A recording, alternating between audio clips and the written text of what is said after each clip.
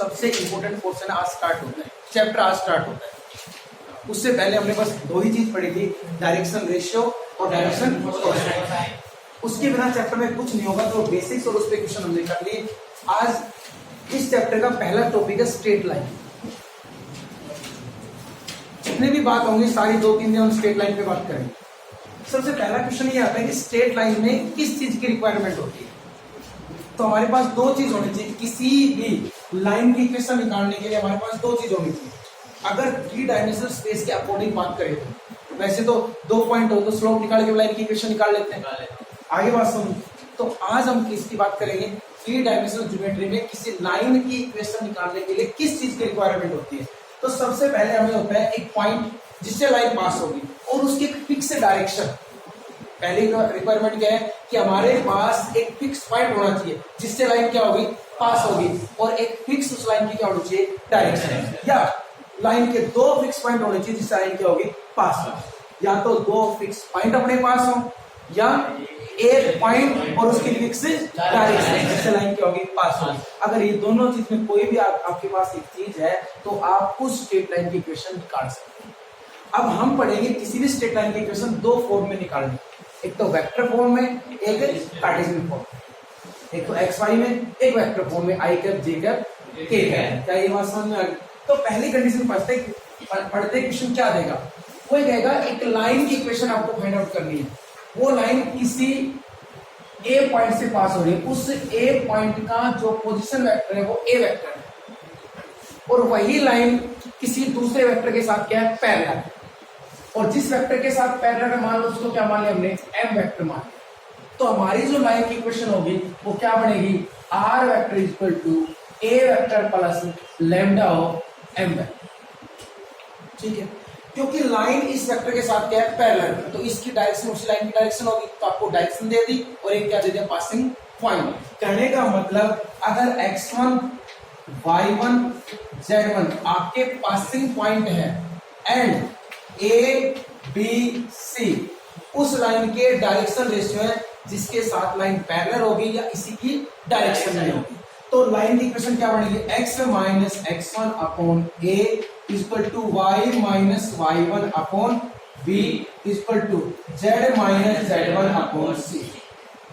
क्या ये बात आपको दोबारा बताऊं या समझ में आगे, x minus x1 upon a बराबर y minus y1 upon b, z minus z1 upon c। जो यहाँ होता है ये क्या होता है, आपके पासिंग पॉइंट। जो यहाँ होते हैं क्या होते हैं, आपके डायरेक्शन रेशियो जिसके साथ लाइन क्या है, पैरेलल है। ये बात समझ में आ गई। ये जो लाइन की इक्वेशन ये किस फॉर्म में, कार्टेशियन फॉर्म में है। ये जो लाइन की इक्वेशन किस फॉर्म में है, वेक्टर फॉर्म में। क्या बेटे ये बात समझ में आई नहीं आई बात समझ? दूसरी बात, सर ऐसा नहीं होता तो ये होगा कि लाइन दो पॉइंटों से क्या हो रही है, पास हो रही है। अगर दो पॉइंटों से पास हो रही है तो उनके पोजीशन वेक्टर ए वेक्टर और क्या मालूम है, बी वेक्टर। क्या बेटे ये बात समझ में आ गई? तो लाइन की इक्वेशन क्या बनेगी आपके पास, r vector equal to A vector plus lambda of b vector minus a vector. ये भी वही है क्योंकि बी माइनस ए करेंगे तो क्या आएंगे, डायरेक्शन रेशियो जिसके साथ लाइन को जाना है, तो वो एम वेक्टर ही तो बन गया। और एक पॉइंट से क्या कर रहा पास कर आएगी नहीं आई बात सुन। अब क्या चाहता है क्वेश्चन कि x1 coma y1 coma z1 एक पॉइंट होगा, दूसरा पॉइंट क्या होगा आपके पास भी x2 coma y2 coma z2 दूसरा पॉइंट होगा। अगर किसी लाइन की इक्वेशन निकालने का आंसर क्या बनेगा, x minus x1 upon x2 minus x1 equal to y minus y1 upon y2 minus y1 equal to z minus z1 upon z2 minus z1। ये भी लाइन की वही इक्वेशन है जो ऊपर है। आप खुद देखो x2 minus x1 direction ratio तो है, y2 minus y1 z2 minus z1। आगे बात समझ, अरे आएगा नहीं आया, तो x minus x1 upon x2 minus x1 ये तीनों चीज बराबर होते हैं। कई बार हम किसको बराबर मान लेंगे, इसको लैम्डा के, वहां से हम x y z की वैल्यू निकालते रहते हैं, वो अकॉर्डिंग टू क्वेश्चन हमें निकालना होता है। कई बार क्या करता है कि डायरेक्शन रेशियो देने के बजाय डायरेक्शन कोसाइन दे देगा, तो लाइन की इक्वेशन क्या बनेगी, यही बनेगी x minus x1 upon l equal to y minus y1 upon m equal to z minus z1 upon m। Sir ऐसा क्यों हुआ, क्योंकि तुम ये बताओ ए बी सी सबके नीचे सेम आएगा तो इक्वल टू लैम्डा होगा तो किसके साथ चला जाएगा, लैम्डा के साथ। लैम्डा एक कांस्टेंट है तो वो भी मल्टीप्लाई एक नया कांस्टेंट बन जाएगा।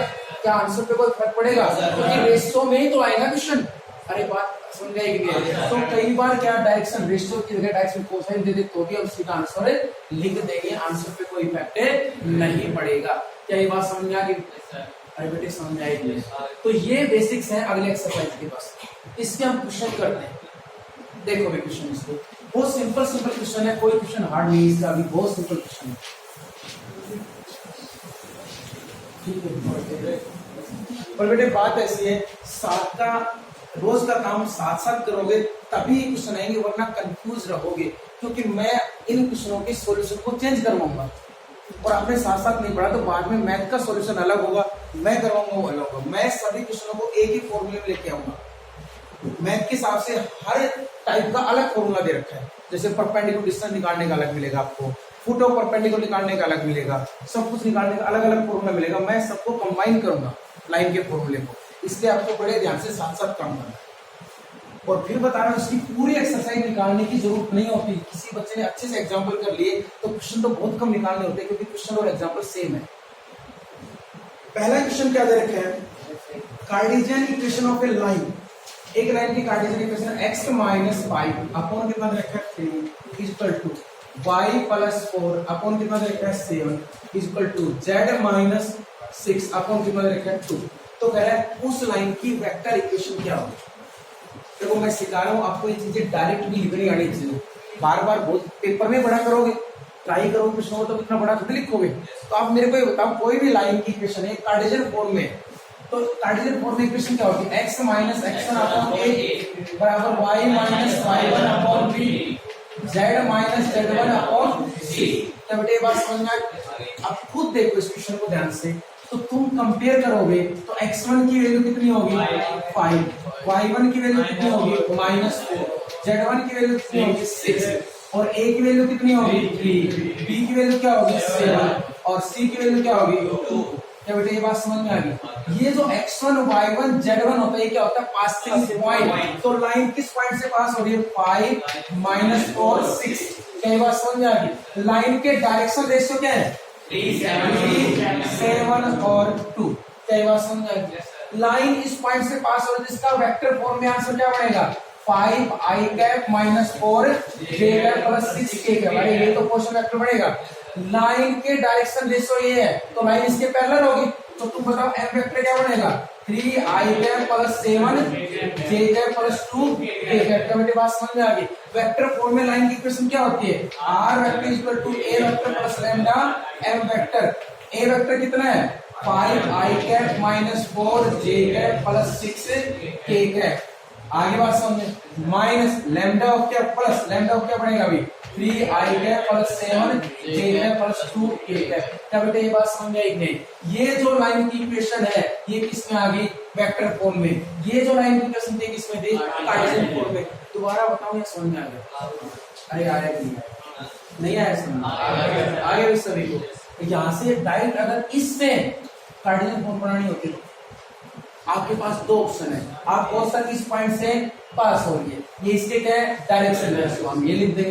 दूसरा ऑप्शन क्या है आर वेक्टर को आप मान लो X I cap plus Y J cap plus Z K cap equal to 5i cap -4 j cap plus 6k cap plus lambda 3i cap plus 7 j cap plus 2k cap. आगे बात समझ में? तो तुम बताओ ये इस साइड लेके तो इस साइड लिखो x माइनस 5i कैप होगा कि नहीं होगा, y प्लस 4j कैप होगा कि नहीं होगा, z माइनस 6k कैप होगा कि नहीं होगा equal to lambda 3i cap plus 7j cap plus 2k cap. बेटे ये बात आई कि नहीं आई बात समझ में? तो तुम बताओ कंपेयर करोगे तो क्या बनेगा x minus 5 equal to 3 lambda आएगा कि नहीं आएगा। तुम बताओ y plus 4 equal to 7 lambda आएगा कि नहीं आएगा। तो तुम बताओ z minus 6 equal to 2 lambda आएगा कि नहीं आएगा। आएगा। तो क्या बन गया अभी बताओ मेरे को x minus 5 upon 3 equal to lambda, y plus 4 upon 7 equal to lambda, z minus 6 upon 2 equal to lambda.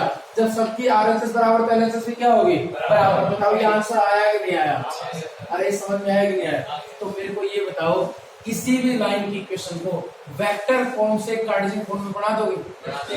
Cartesian form से वेक्टर फॉर्म बना दोगे? कोई दिक्कत हो तो मेरे को ये पहला क्वेश्चन सुन के आ गया सभी को? देख लो कोई दिक्कत आ गया। अगला क्वेश्चन पढ़े भी? चलो अगला क्वेश्चन पढ़ते हैं। अगला क्वेश्चन क्या दे रखा है अभी? पढ़ लो आप तब तक एक बार।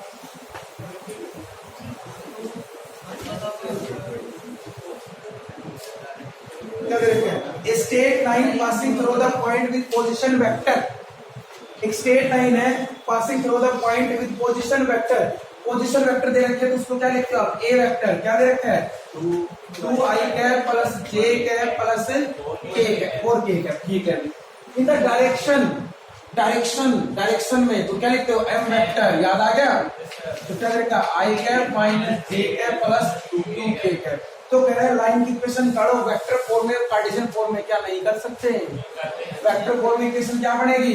r equal to a vector plus lambda पे m वेक्टर। तो r वेक्टर इक्वल टू क्या बनेगा? 2i cap plus j cap plus 4k cap plus lambda of m vector i cap minus j cap plus 2k cap. क्या बेटे बात समझ में आ गई? आप बताओ इससे क्या लिख दोगे? कौन से फॉर्म? Cartesian form. तुम लिख लोगे x i cap plus y j cap z k cap मान के डायरेक्ट लिखना पड़ जाएगा। बताओ ये पासिंग पॉइंट तो x minus 2 upon 1 equal to y minus 1 upon minus 2 z minus 4 upon 2। क्या बेटे समझ में आया कि नहीं आया? कैसे लिख दिया आप बताओ? पासिंग पॉइंट क्या है? 2 1 और 4। डायरेक्शन रेशियो क्या? 1 माइनस 2। क्या बेटे समझ में आ गया? या दोबारा बताइए? आ गया। शाबाश। तीसरा क्वेश्चन क्या? तीसरा क्वेश्चन देखो, पढ़ो क्वेश्चन क्या दे रखा है? थर्ड क्वेश्चन पढ़ो। शाबाश। क्या दे रखा है? Find the Cartesian and vector form में लाइन। एक कार्टेशियन और वेक्टर फॉर्म में लाइन की क्या निकाली? इक्वेशन। तो कह रहा लाइन किससे पास हो रही है? -2 4 और -5 से। ये पासिंग पॉइंट है या नहीं है? और कह रहा वो लाइन पैरेलल है किस लाइन के? x plus 3 upon 3 y minus 4 upon 5 बराबर है इसमें। बराबर क्या है? 8 माइनस z अपॉन माइनस 6। पहले तो जिस लाइन के पैरेलल है वो लाइन ही सही नहीं है, क्योंकि x पहले होना चाहिए, वेरिएबल पहले। तो पहले इसको क्या करोगे बेटे? सही करेंगे। क्या लिखना पड़ेगा? z माइनस 8 नीचे क्या आ जाएगा? 6। क्या बेटे समझ में आया कि नहीं आया? जब कोई लाइन इसके पैरेलल है, जब कोई लाइन दो लाइन पैरेलल तो उनके डायरेक्शन रेशियो सेम रेशियो होते ही नहीं होते। तो डायरेक्शन 3 5 6 होंगे नहीं होंगे? क्या इसके प्रोपोर्शनल में होंगे? तो हम तो सबसे छोटे लेते हैं। तो ये डायरेक्शन रेशियो बढ़ेंगे कि नहीं बढ़ेंगे? जब भी दो लाइन पैरेलल हो तो ये मान लेना कोई डायरेक्शन रेशियो क्या रहेंगे? सेम। आगे बात सुन, क्योंकि हम दोनों उसके मानते A B C ratio equal to lambda लिखते, तो 3 लैम्डा 5 लैम्डा 6 लैम्डा तक नहीं आता। और मैंने बताया जब भी लैम्डा आ जाए आंसर क्या मानोगे? 1। लैम्डा की जगह 1 लिखते क्या था? 3 5 6। इसलिए क्या लिखोगे? Line is parallel to given line, इसलिए direction ratio of required line is 3 5 6। कैसे लिख दिया मैंने? ये बात समझ में आ गई? कोई आपसे पूछे ये क्यों लिख दिए तो क्या बताओगे? सर नहीं लिखो तो आप नए डायरेक्शन रेशियो मानो। क्या? ए बी सी, ये डायरेक्शन रेशियो और ये डायरेक्शन रेशियो प्रोपोर्शनल में होंगे। इसका मतलब a अपॉन 3 बराबर होगा b अपॉन 5 बराबर होगा c अपॉन किसके बराबर? मान लैम्डा जो अपन करें मान लो। तो बताओ a की वैल्यू 3 लैम्डा आएगी कि नहीं आएगी? b की वैल्यू क्या आएगी? 5 लैम्डा। c की वैल्यू क्या आएगी? 6 लैम्डा। लैम्डा आपकी मर्जी है कुछ मान लो, क्योंकि डायरेक्शन रेशियो एक नहीं बहुत सारे होते हैं प्रोपोर्शनल में। तो लैम्डा की वैल्यू 1 मानो तो यही आएगी कि नहीं? इसलिए तुम्हें ये कोई बकवास नहीं करनी। सीधे अगर कोई लाइन दूसरी लाइन के पैरेलल दे रखे तो दोनों के डायरेक्शन रेशियो क्या ले लो आप? सेम ले लो। जब डायरेक्शन रेशियो आपके पास आ गया, पासिंग पॉइंट आपके पास है, क्या लाइन की इक्वेशन नहीं निकाल सकते? क्या वेक्टर फॉर्म में निकाल दोगे? क्या कार्टेशियन फॉर्म में निकाल दोगे? बेटे समझ में आया कि नहीं आया? आ गया। अगला क्वेश्चन देखो। आसान एक्सरसाइज हो जाओगे आपको। हाँ एग्जाम्पल नंबर 4 देखो। क्या देखा? Find a vector equation in a line. एक लाइन की क्या निकालनी है आपको?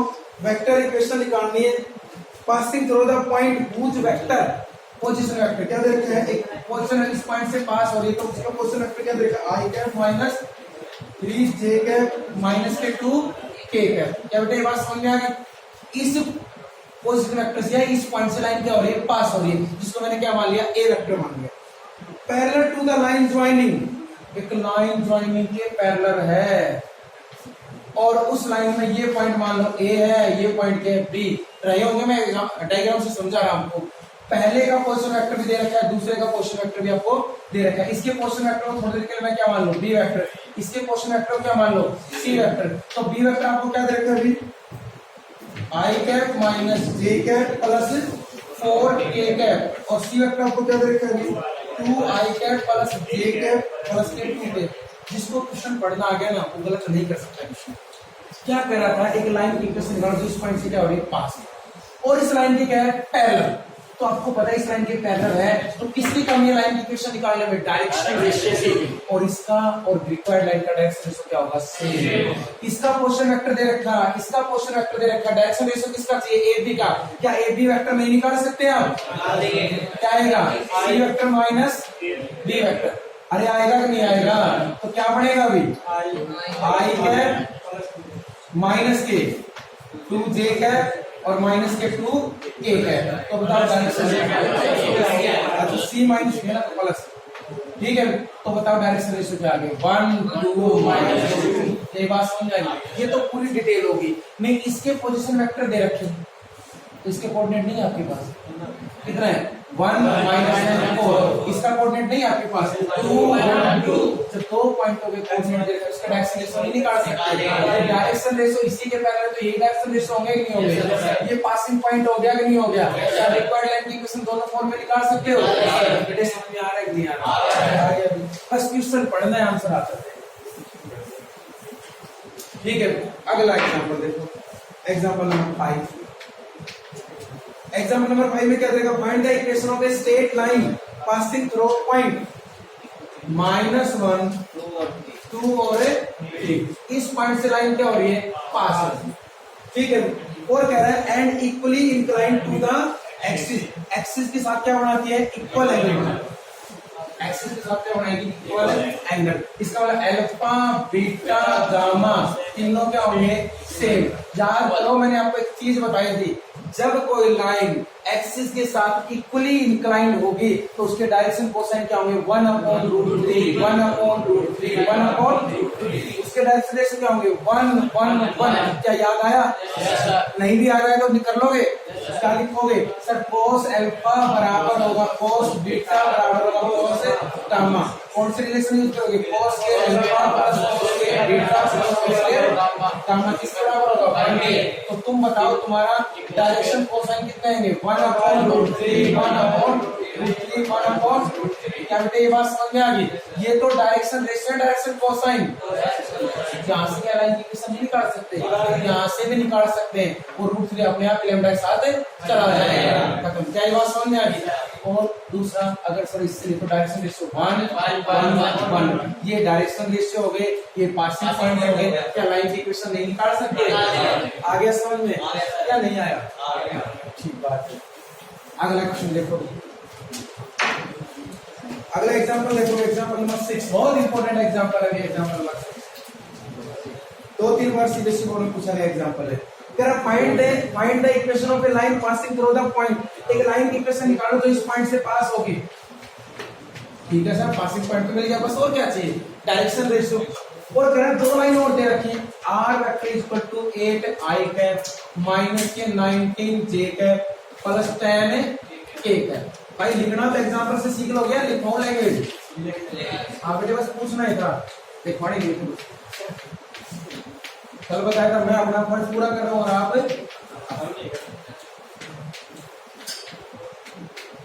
ठीक है भाई। मैंने दोनों लाइन की इक्वेशन लिख दी, क्वेश्चन समझते हैं क्या दे रखा है और फिर क्वेश्चन करते हैं ताकि आप बात ना करो, ठीक है। बहुत इंपॉर्टेंट क्वेश्चन है, इंपॉर्टेंट इसलिए है बस ये लास्ट टाइम मान लो इस, ठीक है। फिर अपना 2 पॉइंट वाला आ जाएगा, 1 पॉइंट वाले लगभग खत्म हो जाएगी। कह रहा है एक लाइन एक पॉइंट से क्या हो रही है, पास, और कह रहा है उस लाइन की इक्वेशन क्या होगी जो इन दोनों लाइनों के ऊपर क्या होगी, परपेंडिकुलर।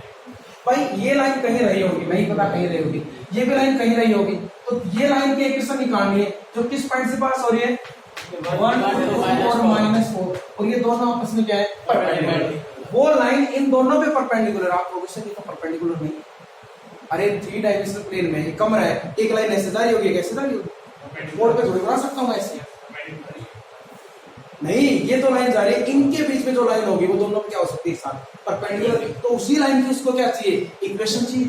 तो कह रहा है इस लाइन की इक्वेशन क्या होगी जब इन दोनों लाइनों पे क्या है परपेंडिकुलर और इस पॉइंट से क्या होगी पास। बस हमें तो सर इस लाइन की इक्वेशन निकालने के लिए दो ही चीज चाहिए, पासिंग पॉइंट डायरेक्शन रेशियो या दो पासिंग पॉइंट। तो एक पासिंग पॉइंट है या तो दूसरा पासिंग पॉइंट आ जाए या क्या है डायरेक्शन रेशियो। नहीं है डायरेक्शन रेशियो तो क्या मान ले ए बी। क्या ये बात सही है? एक लाइन की इक्वेशन दे रखी है, इस लाइन के डायरेक्शन रेशियो क्या होंगे मेरे को बता। डायरेक्शन रेशियो कहाँ होते हैं -16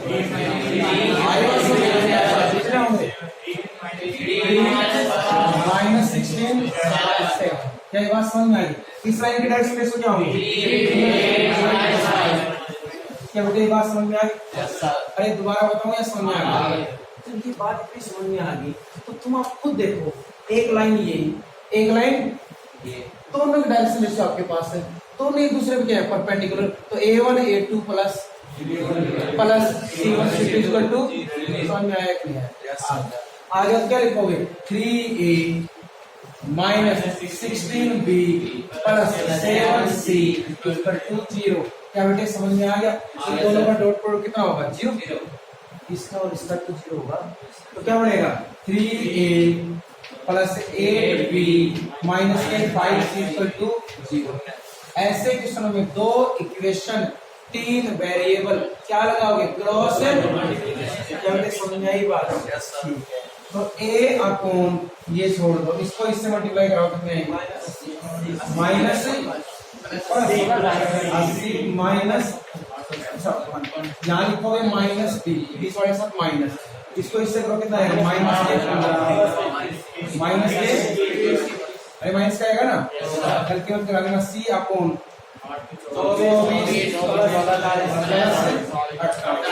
ठीक है। ये कितना आ गया a अपॉन बता कितना आ गया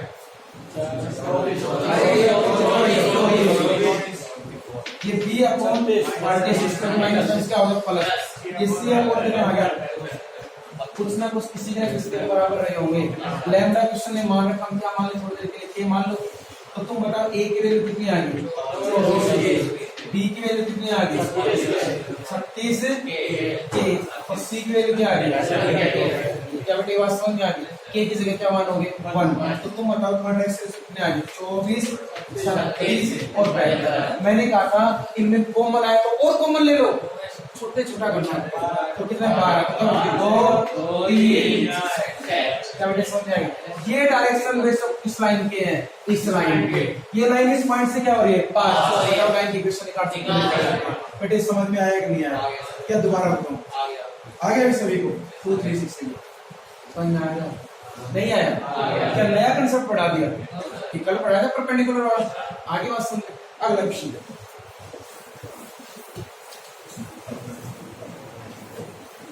हाँ अगला क्वेश्चन पढ़ते हैं। अगला क्वेश्चन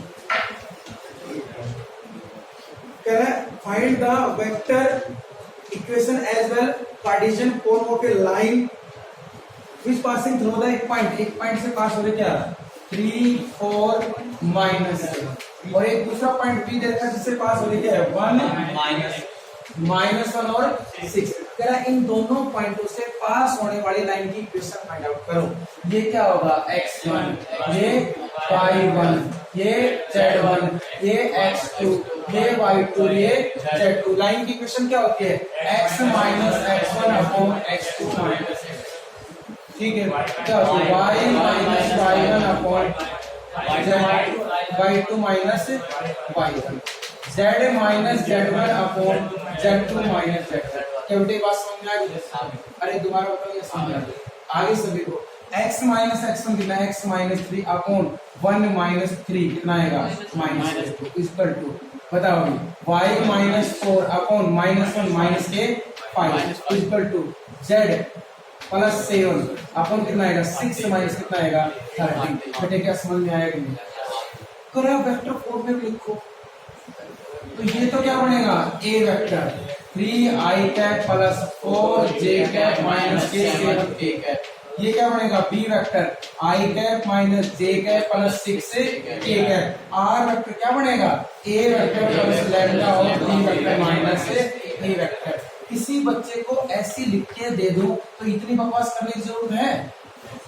ये तो क्या होगा पासिंग पॉइंट, ये क्या हो गए डायरेक्शन रेशियो। पहले की तरह लिखते ही भाई दोबारा माइनस करेंगे तब भी तो यही आएगा। अरे आएगी नहीं आई बात समझे? तो बताओ समझ में आएगा नहीं? सही बात है। अगला क्वेश्चन, अगला एग्जाम्पल नंबर 8।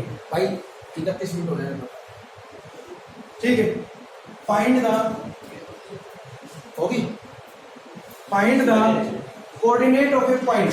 एक पॉइंट की कोऑर्डिनेट निकालने, एक पॉइंट के कोऑर्डिनेट निकालने कब? जब एक लाइन है वो 5 1 6 वाले पॉइंट से क्या हो रही है पास हो रही है, एंड दूसरा पॉइंट क्या है 3 4 1 और कहाँ मीट करती है YZ प्लेन। बेटा एक बार क्वेश्चन पढ़ लो क्या दे रखा है, मैंने इसका आंसर तो मतलब इसमें क्या देखो तो लिख दिया बोर्ड पे, आप क्वेश्चन पढ़ो क्या कह रहा है। एक लाइन है, एक लाइन के उस पॉइंट के कोऑर्डिनेट चाहिए जो लाइन इन दोनों पॉइंट से क्या होगी पास होगी और किस प्लेन पे मीट करेगी YZ मीट करेगी। कहने का मतलब एक पॉइंट के कोऑर्डिनेट चाहिए आपको, एक पॉइंट के कोऑर्डिनेट चाहिए जो लाइन उस लाइन के किसी पॉइंट के कोऑर्डिनेट चाहिए जो लाइन इन दोनों पॉइंटों से क्या हो पास हो और कहाँ कट करे YZ प्लेन। YZ प्लेन पे कोई भी कोऑर्डिनेट होता है तो x का कितना होता है 0। क्या पक्की बात है? Yes sir. आगे नहीं है। लाइन की इक्वेशन बताओ x minus x1 upon 3 minus 5 y minus y1 upon 4 minus 1 z minus z1 upon 4 minus 6। क्या बात सही? तो तुम बताओ x minus 5 equal to upon minus 2 equal to y minus 1 upon 3 z minus 6 upon minus 5। किसी ना किसी के बराबर रहे होंगे क्योंकि x y z का आंसर निकालना है। अरे x y z का आंसर निकालना, कोऑर्डिनेट निकालने हैं। तो x इक्वल टू क्या होगा minus 2 lambda plus 5, y equal to क्या होगा 3 lambda plus 1, z equal to क्या होगा माइनस 5 लैम्डा प्लस 6। क्या कर दिया मैंने समझाया?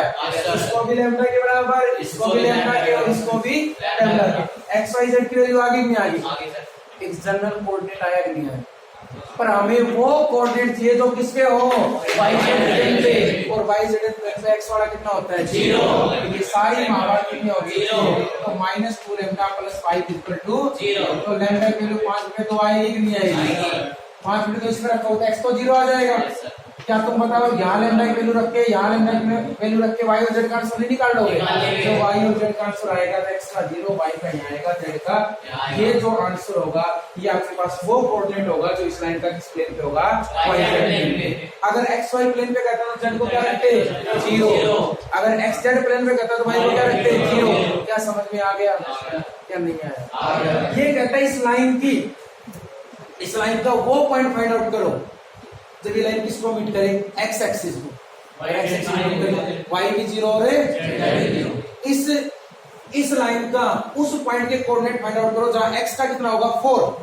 x का कितना होगा 4। तो x का तो आपको कितना दे दिया 4। तो इसका मतलब x वाले आंसर को किसके बराबर रख दोगे 4 के। वहां से लैम्डा के लोग यहां पे 4 यहां पे कुछ भी दे दे कोऑर्डिनेट निकाल दोगे। बेटे समझ में आएगा? ये कह देता इस लाइन ये लाइन किसी एक्सिस को पता नहीं कहां मीट करेगी, या वो पॉइंट फाइंड आउट करो इस लाइन के जहां z का कितना हो 8 हो। तो क्या करोगे इसकी जगह क्या रखोगे 8, वहां से लैम्डा किसमें रखोगे और इसमें भी आपके पास क्या आ जाएगा कोऑर्डिनेट आ जाएगा। बेटे समझ में आया कि नहीं आया? किसी प्लेन से मीट करे, किसी पॉइंट का आंसर दे रखा हो, किसी एक्सिस से मीट करेगी आंसर निकाल लेते हो या दोबारा आ गया। इसका अगला एग्जांपल समझाऊं या कर लोगे? इसका पार्ट अगला पार्ट कह रहा है z का कोऑर्डिनेट क्या रहा होगा जबकि x का कोऑर्डिनेट कितना दे रखा 4। तो x की जगह कितना रखोगे 4, वहां से लैम्डा के वैल्यू किसमें रख दोगे z में, z का आंसर आ जाएगा। कहता y का कितना होगा y में रख दोगे, y का आंसर आ जाएगा। कोऑर्डिनेट कितना होगा तो x, y, z को ब्रैकेट बंद करो, ये कोऑर्डिनेट हो जाता है। समझ में आया कि नहीं आया?